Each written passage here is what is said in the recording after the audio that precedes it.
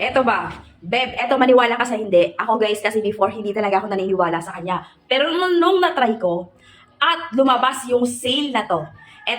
Etong sale na to. Ayan, titigin mo mabuti. Beb, in one day, ganyan karami, ang nag-check out nito. So, ibig sabihin, isa lang ibig sabihin ng mga pangga ko. Hindi i-check out to, kung hindi nila na-verify, at kung hindi nila nasubukan na talagang quality yan, at talagang maganda ang performance yan, na pag sinabi mo na hair dry, mabilisan, iaangat mo lang ng konti, mawala yung mga white hair mo dyan, mag-shine yung black hair mo lalo, yung medyo blonde yung hair mo, tapos gusto mo mag-shine, ayan lang. Pihitin lang, napakadali lang.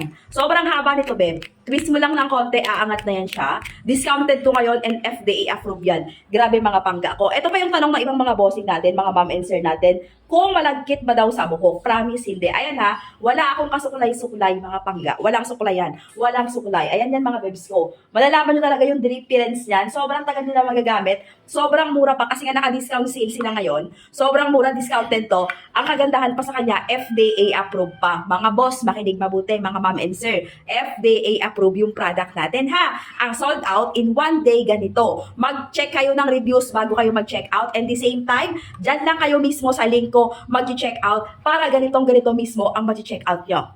Copy?